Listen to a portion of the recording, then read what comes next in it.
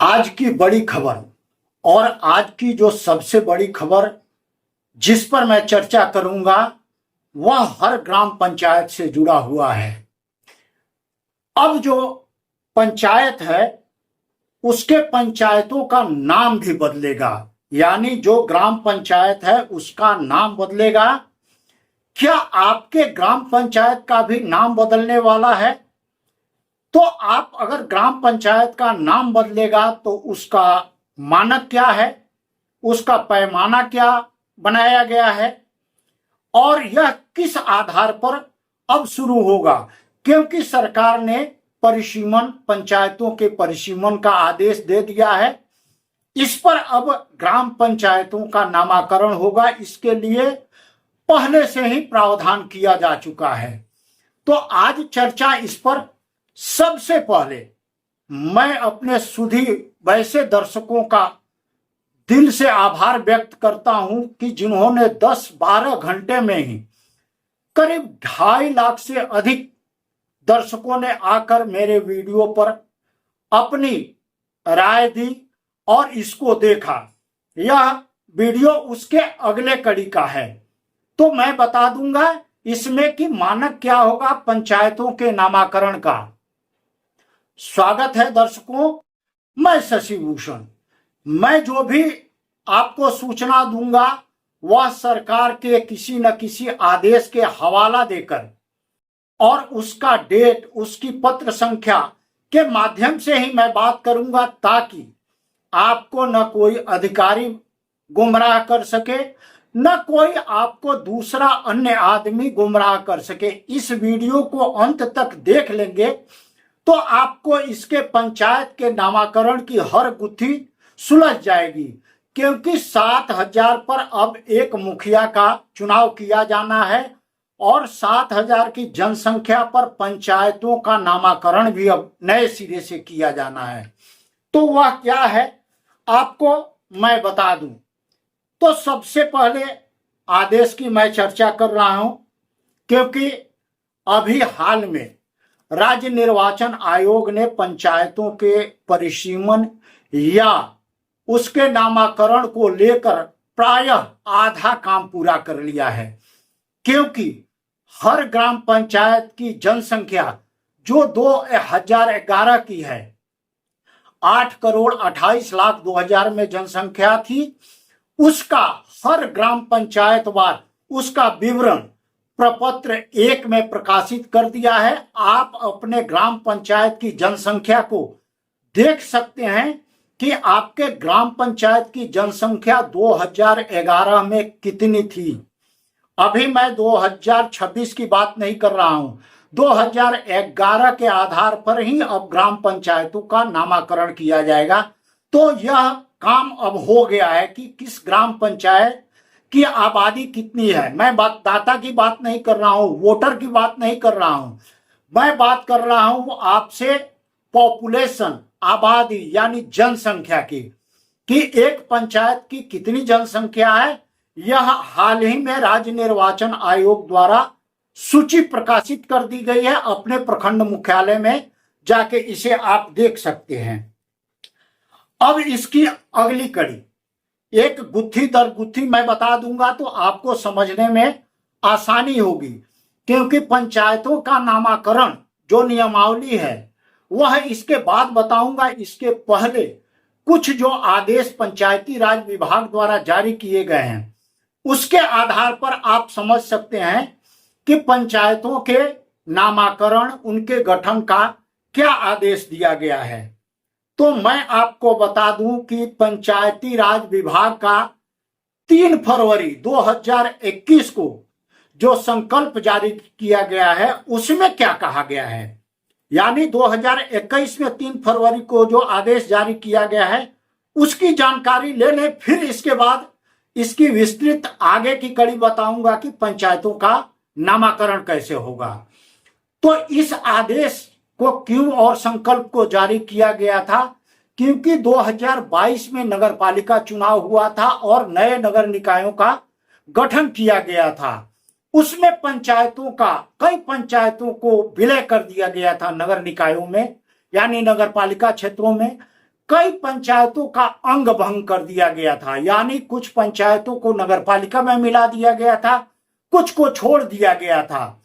इसको लेकर जो आदेश पंचायती राज विभाग ने दिया था, संकल्प जारी किया था, उसमें भी 1991 का जनसंख्या का हवाला दिया गया था, क्योंकि वही जनसंख्या, उसी के आधार पर अभी तक पंचायत चुनाव 2021 तक कराया जाता रहा है। तो वह आदेश क्या था? उस आदेश में कहा गया था जो नगरपालिका क्षेत्र में जिन पंचायतों को शामिल कर लिया गया है और उनकी जो शेष आबादी, यानी उन पंचायतों के जो गांव बच गए हैं, उनकी आबादी अगर 3000, 1991 की जनगणना के अनुसार अगर 3000 या उससे अधिक है, तो उस ग्राम पंचायत के अंग भंग होने या उसके नगर पालिका क्षेत्र में शामिल होने के बाद भी 3000 अगर उसकी आबादी है, तो उस ग्राम पंचायत को यथावत छोड़ दिया गया। यानी उसके ग्राम पंचायत में किसी तरह का कोई छेड़छाड़ नहीं किया गया। इसके आगे क्या कहा गया? अगर नगर निकाय में ग्राम पंचायत का मुख्यालय का ग्राम भी समाहित हो गया है, यानी जिस ग्राम पंचायत के नाम पर उस ग्राम पंचायत का नाम है, अगर वह भी उसमें शामिल हो गया, तो ग्राम पंचायत के लिए मुख्यालय का ग्राम निर्धारण उस ग्राम पंचायत क्षेत्र के नामाकरण और वैधानिक आदेश के अनुसार किया जाएगा। इस आदेश पर मैं बाद में बताऊंगा। जो 3000 से कम जिनकी आबादी रह गई थी उस 2022 के पंचायत के बंटवारे के बाद, जो विलय के बाद, तो उन ग्राम पंचायतों का जो आबादी था उसको अगल बगल के गांव में शामिल कर लिया गया था। और उसी संकल्प में पंचायती राज विभाग ने कहा था कि आखिर फिर ग्राम पंचायतों का नामकरण कैसे होगा। तो आपको मैं बता दूं कि इसके लिए पंचायती राज विभाग ने एक वैधानिक आदेश जारी किया था। आप वैधानिक आदेश, पंचायती राज विभाग के वैधानिक आदेश का मैं संख्या भी बता रहा हूं और उसकी तिथि भी बता रहा हूं, तो इसके आधार पर आप जांच कर सकते हैं कि क्या प्रावधान है। इसमें कहा गया था पंचायती राज विभाग द्वारा कि जो पंचायती राज क्षेत्र का नामकरण और उससे संबंधित वैधानिक आदेश है उसकी संख्या है 5608, यानी दिनांक है 15 अक्टूबर 1993, यानी 15/10/1993। इसके प्रावधान के अनुसार अब ग्राम पंचायतों का नामकरण किया जाएगा। अब आइए आपको वह आदेश, पंचायती राज विभाग का वैधानिक आदेश संख्या 5608 दिनांक 15/10/1993, यह आदेश संख्या झारखंड के पंचायतों के लिए भी उपयोगी हो सकता है, क्योंकि झारखंड उस समय बिहार का ही अभिन्न अंग होता था। अगर यह नियम झारखंड में अगर पंचायतों के नामकरण को लेकर लागू किया जाता है तो झारखंड के त्रिस्तरीय पंचायतों के लिए भी यह आदेश संख्या उपयोगी है। एक बार मैं फिर दोहरा दे रहा हूं कि पंचायती राज विभाग का आदेश संख्या आप भी जांच कर लें, 5608 दिनांक 15/10/1993। यह क्या था? इसके आदेश संख्या को समझिए। इसमें 7 आदेश बहुत महत्वपूर्ण हैं, तो आपको एक एक कर मैं उस आदेशों की जानकारी दे रहा हूं। 5608 आदेश का जो पहला आदेश है उसमें कहा गया है कि राज्य निर्वाचन आयोग के सामान्य अथवा विशेष आदेश, निर्देश, अनुदेश के तहत जिला दंडाधिकारी हर प्रखंड के ग्रामों के लिए ग्राम पंचायत क्षेत्र घोषित करेंगे। यानी चूंकि बिहार सरकार ने परिसीमन की घोषणा या संकल्प उसका ले लिया है कैबिनेट से, तो अब 7000 की आबादी पर एक ग्राम पंचायत बनेगा यानी जिस ग्राम पंचायत की संख्या 60,000 से अधिक हो जाएगी, अब वैसे ग्राम पंचायतों का नामाकरण होगा, उनका गठन होगा, उनके नामाकरण का यह रूल दिया गया था 1993 में।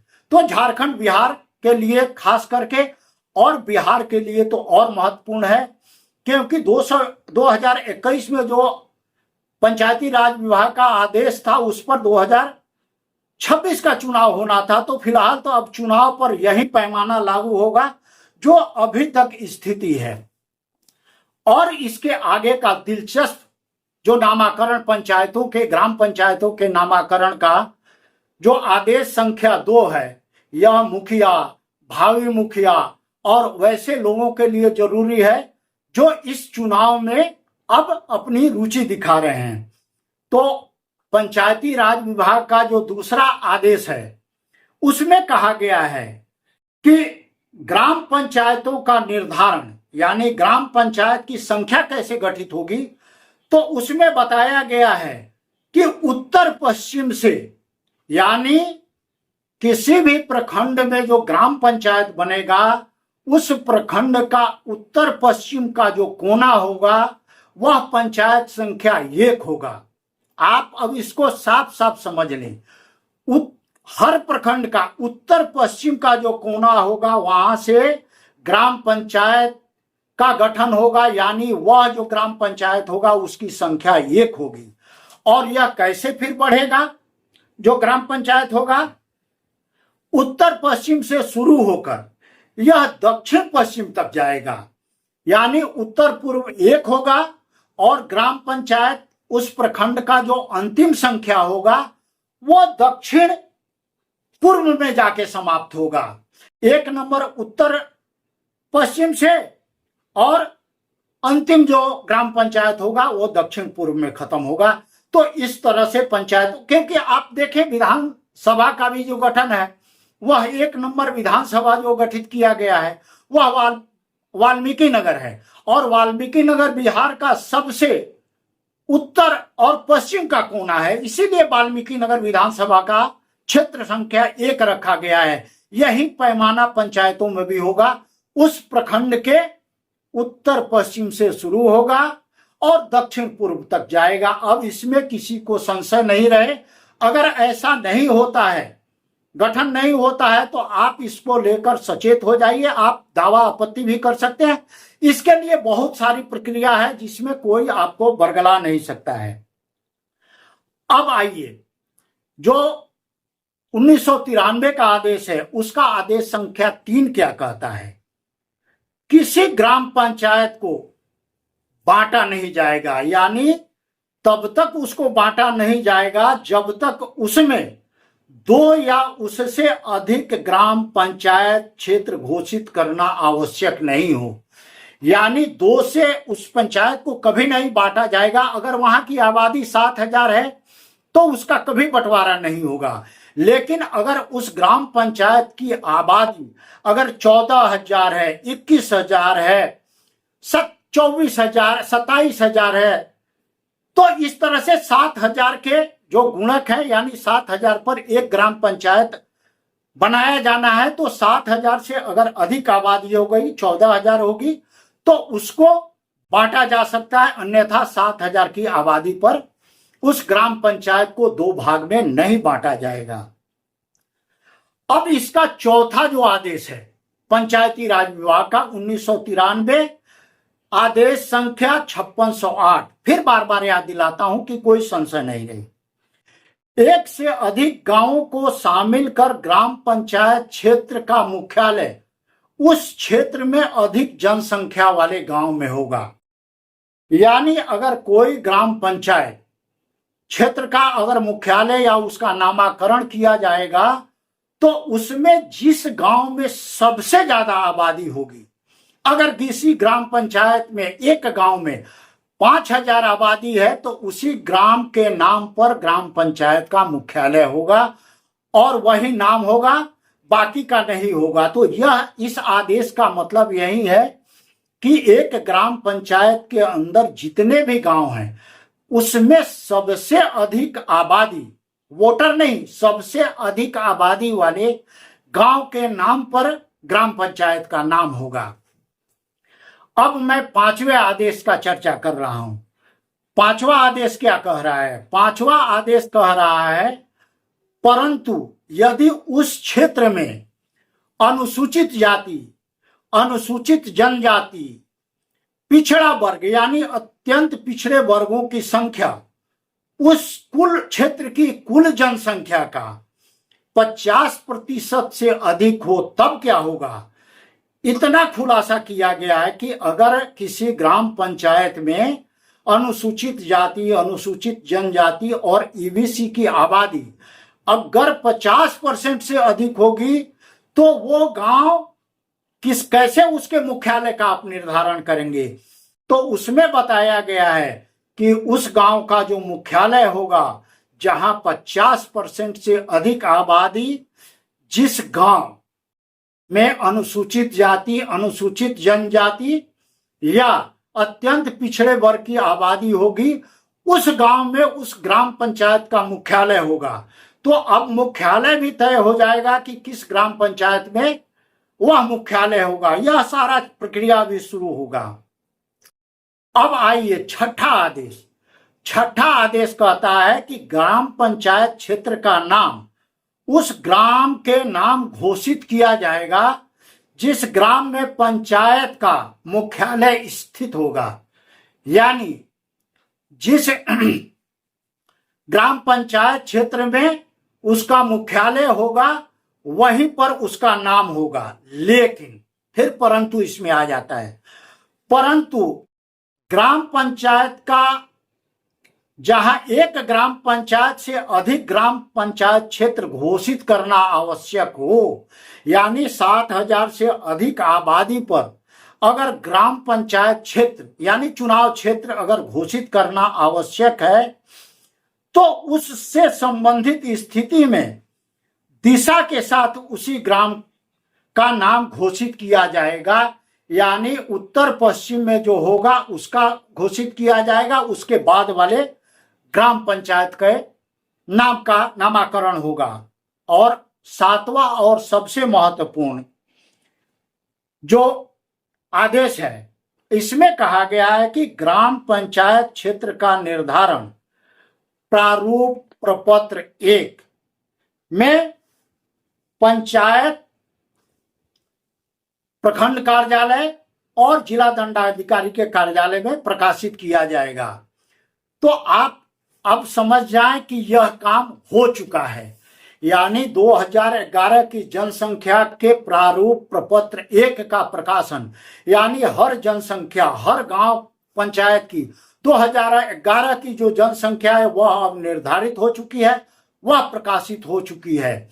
तो यह इतना बड़ा काम अब नामाकरण का होगा। अगर आप इसमें रुचि रखते हैं कि आपके भी गांव का नाम या ग्राम पंचायत का नाम सही हो, एक कानूनी प्रक्रिया को हो, तो अब आपको इस वीडियो को देखने के बाद कोई भी बरगला नहीं सकता है, कोई आपको गुमराह नहीं कर सकता है। आप मेरे इस वीडियो को लाइक करें, चैनल को सब्सक्राइब करें। अगर आप मेरे YouTube चैनल को देख रहे हैं तो आप बेल आइकन दबाएं, जिससे लेटेस्ट वीडियो आप तक पहुंच सके, और अपनी राय कमेंट बॉक्स में दें। मेरी कोशिश होती है कि अधिकतम और सही जानकारी प्राप्त करने वालों के हर कमेंट का मैं जवाब अवश्य देता हूं। लेट हो लेकिन मैं उनका जवाब देता हूं। अगर आपको इसके बारे में कोई शंका, कोई किसी तरह का संशय हो, तो आप अपनी राय कमेंट बॉक्स में देख सकते हैं। तो दोस्तों, आज की यह जानकारी जो पंचायतों के नामाकरण को लेकर है, आप तक मैंने पहुंचाने की कोशिश की। यह वीडियो आपको कैसा लगा, अपनी राय दें। धन्यवाद, नमस्कार।